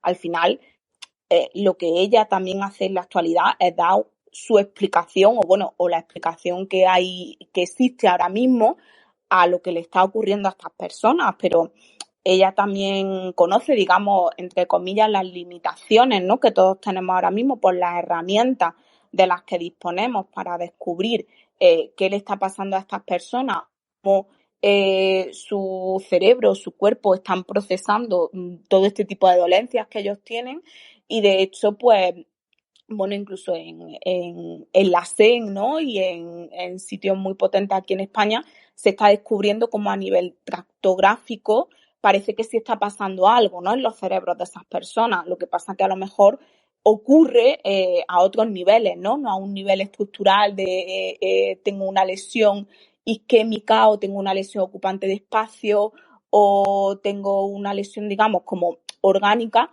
pero parece que sí que pasan cosas, ¿no? Entonces, independientemente de eso, yo creo que lo interesante de todo lo que ella cuenta, aunque luego dentro de unos años se descubra o no que a nivel funcional puede estar ocurriendo algo en estos cerebros, es lo que nosotros hacemos desde fuera, ¿no? Que al final es lo que día a día está alimentando a esas personas y con lo que podemos ayudarlas mucho o ayudarlas muy poco, ¿no? Y es el trato que se le da y cómo se abordan estas dinámicas, ¿no? Porque, ya te digo, el discurso de está fingiendo, se lo está inventando, todo está en su cabeza, con perdón, ¿no? Y esto no es real, sería lo fácil. Y yo creo que una vez que te vas leyendo todo el libro, llegas a entender bien, ¿no? Y a sensibilizarte con lo que le está pasando a estas personas, y como ocurre pues con otras muchísimas afectaciones, hay que conocer, hay que ayudar y hay que apoyar, ¿no? Un poco todo lo que le está ocurriendo, porque eso, lo que comentaba antes, ellos son los primeros que quieren saber qué es lo que le ocurre, son los primeros que sufren y quieren mejorar. Lo que pasa que su sistema ha llegado a un punto, algunas veces por nimiedades, por alguna tontería a nivel contextual que haya podido pasar o ambiental, en el que, digamos, ese sistema pues ha saturado y, como tú has comentado, pues de repente desarrolla una ceguera funcional, o a lo mejor otros casos que son un poco más con historias que comienzan Por ejemplo, el primer caso, que es el de Pauline, se encuentra con una chica en el momento presente, en el momento en el que ella relata el capítulo, con una chica de 20 y pico años, pero que su historia viene desde los 12. Entonces, es cierto que ese tipo también de seguimiento suele ser bastante común en este tipo de afectaciones a nivel funcional, ¿no? Pues donde a lo mejor desde bien pequeña pues ya empezaron las dolencias, en el caso de esta chica, pues con cuestiones gastrointestinales, con cuestiones de infecciones urinarias, con convulsiones, ataques de convulsiones, que también son todo un mundo dentro de una tierra de nadie, digamos, en el campo de la neuro, porque también hay muchísimas convulsiones de carácter funcional. De hecho, ya tiene un segundo libro en el que se centra solo en la epilepsia. Ese también me lo he leído, lo que pasa que no lo he repasado mucho y lo tendríamos que dejar para otro episodio. Pero también es muy interesante cómo habla de las convulsiones funcionales y cómo las explica. Sí, de hecho, en este libro incluso ya habla de algún caso en el que hay un videoelectroencefalograma y habla un poco de cómo cuando las convulsiones realmente se graban en vídeo, pues cuando se trata de trastornos funcionales, pues como que lo que se ve en el vídeo no tiene nada que ver con lo que luego está ocurriendo en el electro, ¿no? Y bueno, algunas pinceladillas da sobre este tipo de cosas, ¿no? Cómo la persona pierde el conocimiento realmente, cómo entra en ese estado de crisis, pero como que lo asocia mucho a otros factores externos que no tienen tanto que ver con una hipersincronización en el sistema nervioso central, sino con otro tipo de factores más contextuales. Y también yo creo que ella centra mucho el relato en lo que ve en el vídeo, ¿no? Que si alguien se lee el libro, pues no se lo quiero destripar mucho,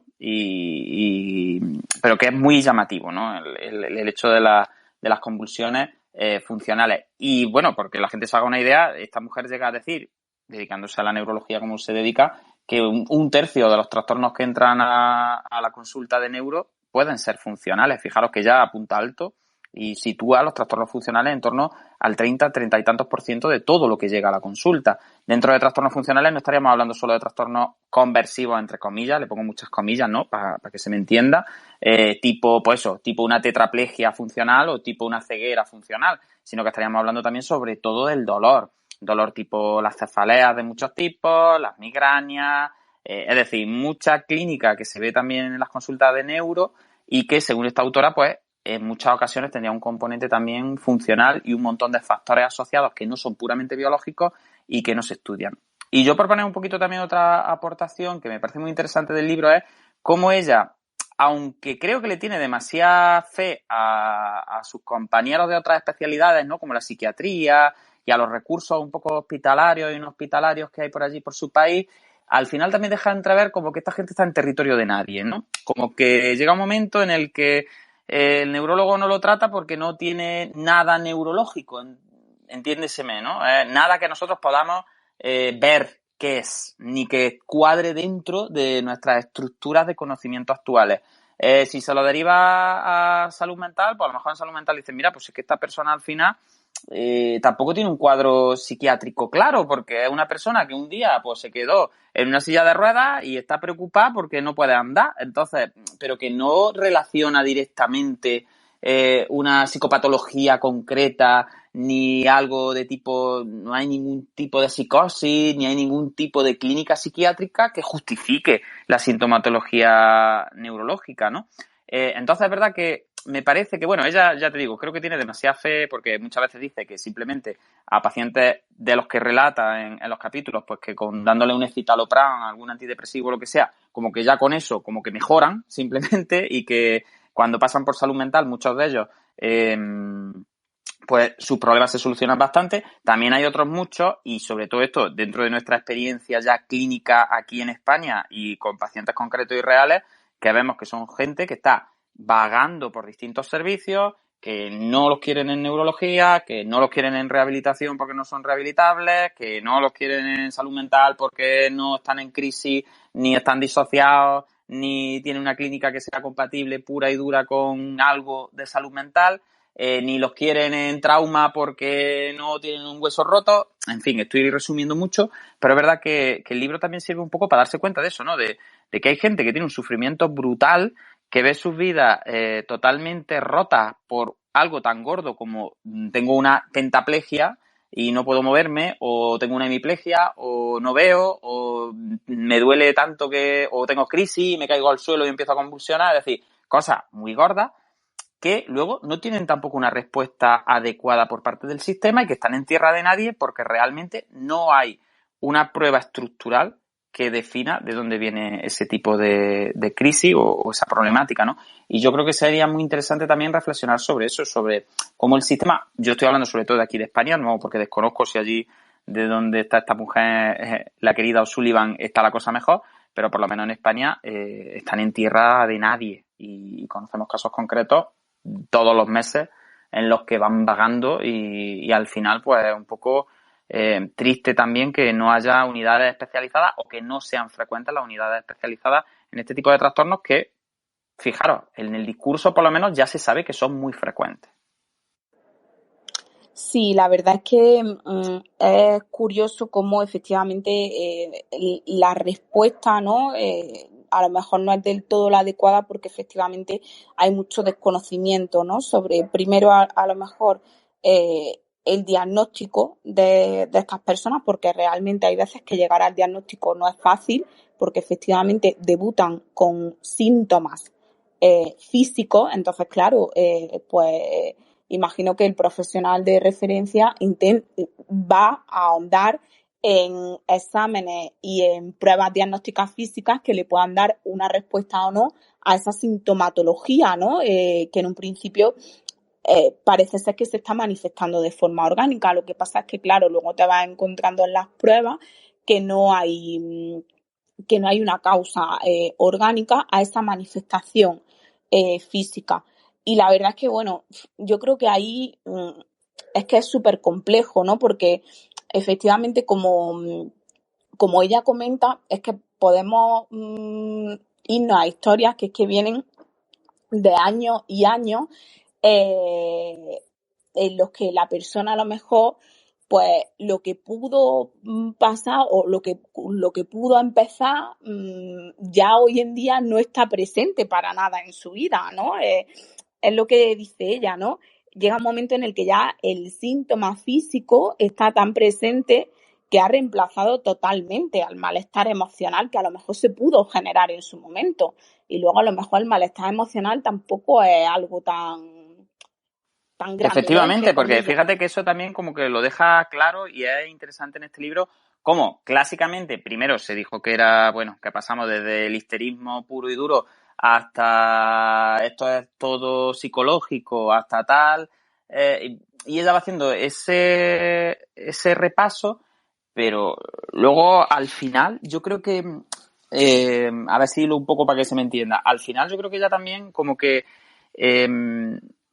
da a entender que el signo físico, en un principio, podía ser uno determinado y que eso podía estar como en la teoría nueva de que se debe a un trauma psicológico, ¿no? Es como que después de pensar que esto era una locura, como que se tendía a pensar en nuestros círculos así científicos que era un trauma muy gordo psicológico, que a la persona le había pasado algo gordo y que entonces estaba como somatizando eso que le había pasado a través del cuerpo.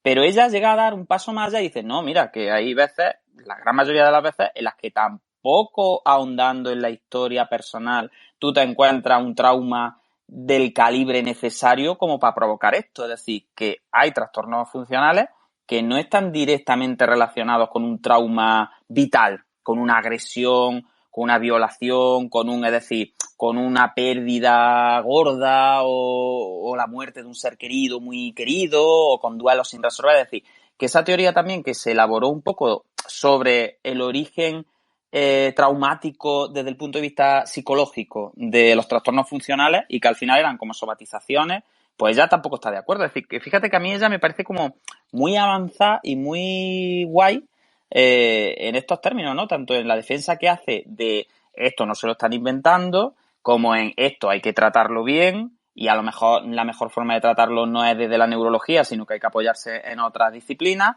Y luego también desde el punto de vista de, no, mira, a lo mejor a esta gente no hay que ir buscándole traumas psiquiátricos gordos siempre detrás de, porque a lo mejor hay trastornos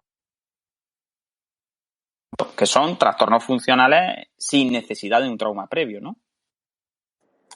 Sí, la verdad es que ahí yo creo que ella deja un poco este campo abierto porque efectivamente nunca llega a hacer un análisis de los posibles traumas. Hay algunas veces que lo deja un poco abierto, ¿no?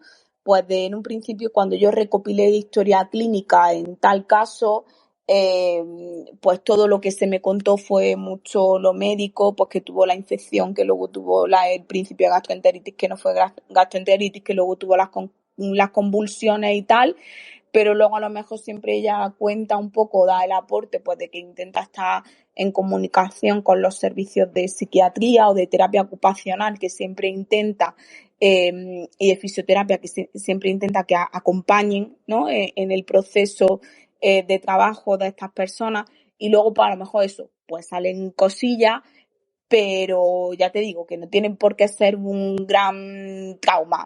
A lo mejor pues son formas de gestionar o formas que, en fin, yo tampoco tengo una respuesta, ¿no? Certera a lo que, a por qué eso empezó así y cómo ha continuado siendo así. Creo que es algo muy complejo, a lo mejor algo en lo que tampoco tenemos que súper indagar, sino que lo que tiene que interesar es indagar en la medida en la que sepamos que estamos ayudando a esa persona, ¿no? Entonces, pues a lo mejor ahora mismo a esa persona la podemos ayudar y podemos estar estableciendo mecanismos de cambio, pues eso, con la chica de la ceguera, ¿no? Pues vale, tú tienes tu ceguera funcional, pero ahora mismo va a estar contigo la figura del terapeuta ocupacional que te va a ayudar a que funcione en esta afectación que tú tienes ahora, donde a nivel real pues no te puedes estar desenvolviendo en tu casa y tal. Luego, de manera paralela, pues también tienes ahí tu abordaje a lo mejor pues psiquiátrico, psicológico, y parece que las dos cosas te aportan, ¿no? Yo creo que no hay que ser muy talibán de nada, ni de una cosa ni de la otra, sino que hay que ir a lo que la persona un poco se va abriendo y lo que la persona le va funcionando, ¿no? Y aunque es cierto que es una pena porque no se llega a profundizar mucho en cómo se terminan de recuperar estas personas, o no, porque imagino que no todas se recuperarán, o no lo sé, pero a lo mejor cómo continúan viviendo pues con sus dolencias, con sus afectaciones, con sus cosas, que es un libro como mucho más de aprendizaje del proceso diagnóstico de los trastornos funcionales, a lo mejor no tan, y comprensión de los trastornos funcionales y no tanto del abordaje, pero sí queda ahí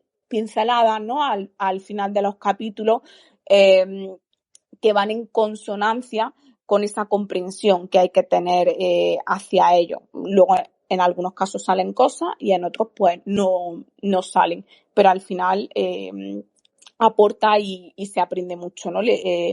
Leyendo eso. Y luego, sobre todo, también hay esa puerta que deja abierta al segundo libro que tiene ella, donde habla de todo el tema de convulsiones y de, como tú has comentado, trastornos epilépticos, ¿no? Que parece que hay un gran porcentaje de ellos que también pueden tener una posible causa funcional.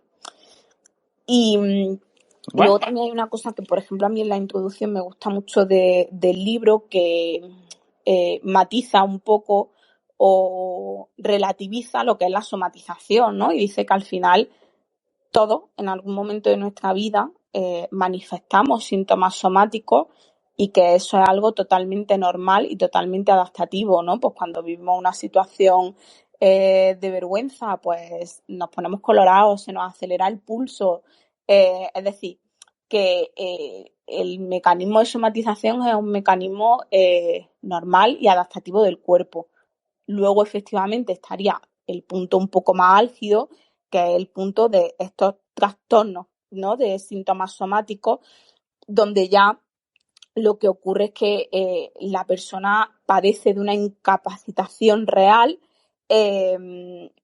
en actividades de su vida diaria, ¿no? A raíz de ese conjunto de somatizaciones que ha ido experimentando.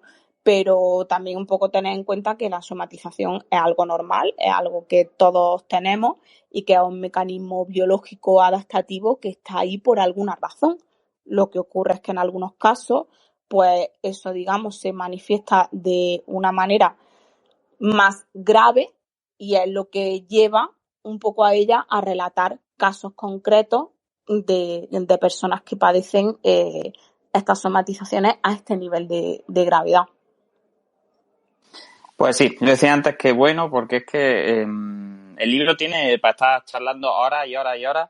Y bueno, y el tema de los trastornos funcionales pues será tema estrella en algún momento en Neurofisio Club y posiblemente en alguna de las formaciones que hagamos en Fundación AISE, pues porque siempre estamos detrás, es nuestra gran frontera y le tenemos tanto respeto y estamos tan verdes y aprendiendo tanto de este tipo de trastornos que siempre lo tenemos ahí como nos atrevemos a hablar de todo en público, ¿no? Y a divagar sobre cosas que a lo mejor no tenemos mucho manejo, pero que no nos importa hablar, pero siempre de los trastornos funcionales es verdad que necesitamos madurarlo, ¿no? Y necesitamos ahí como tiempo para hablar en consecuencia, ¿no? Y para tener una opinión más formal. Así que es un tema apasionante.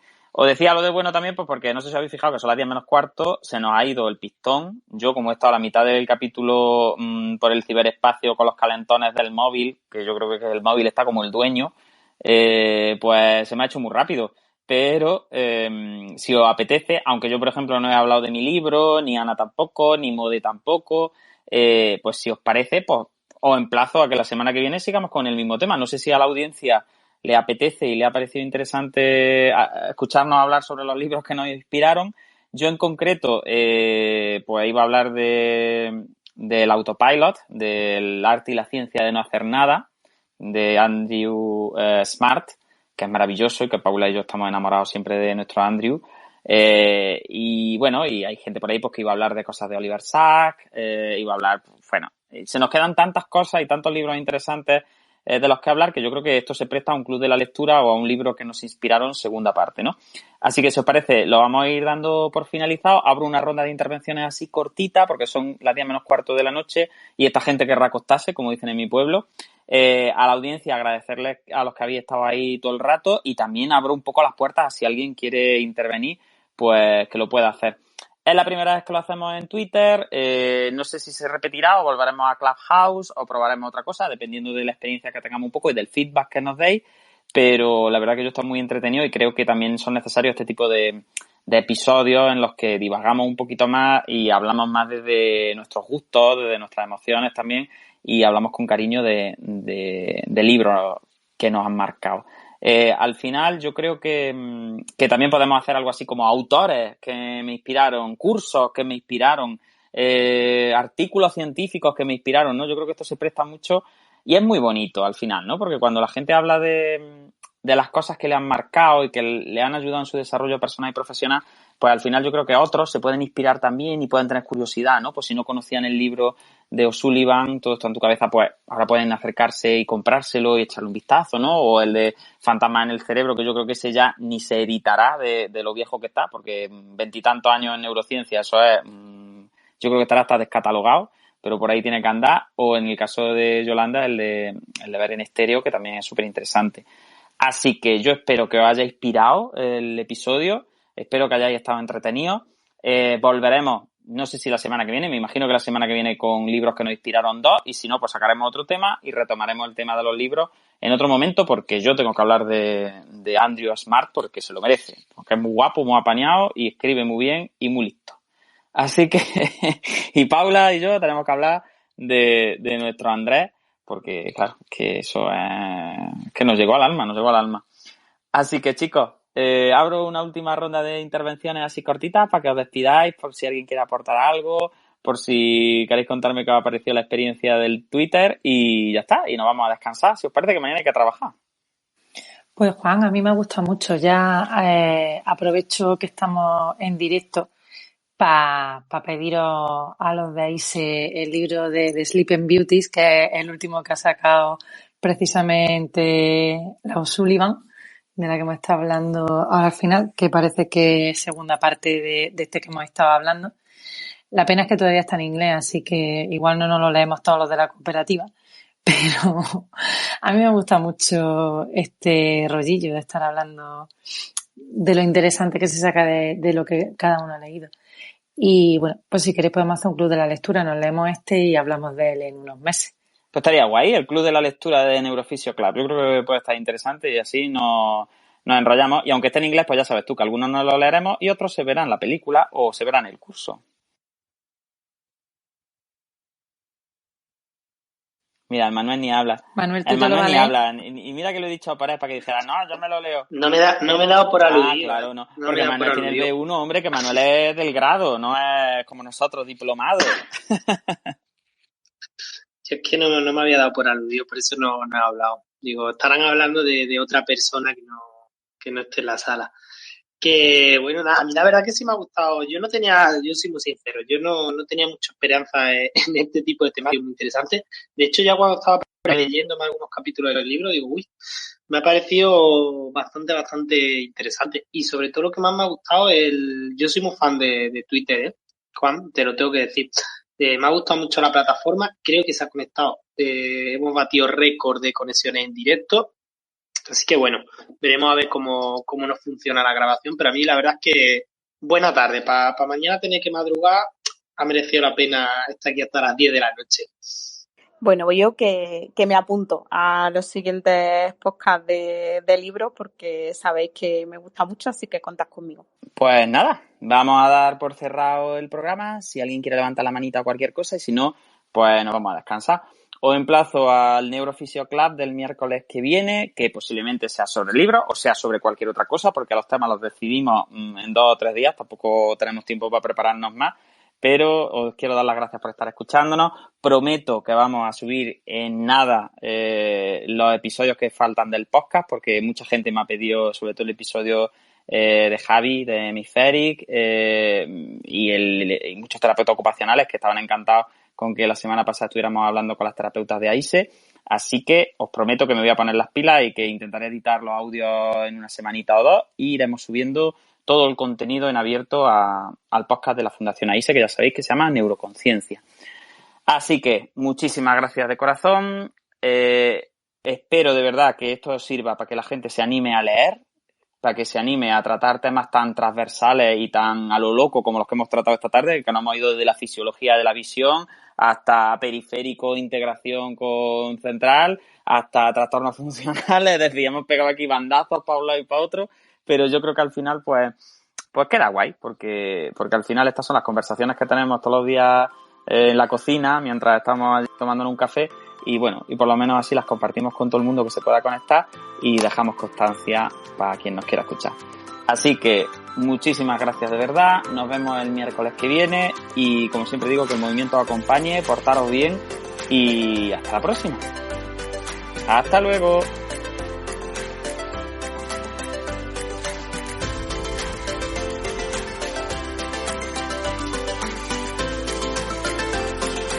Neuroconciencia, del caos a la sinergia.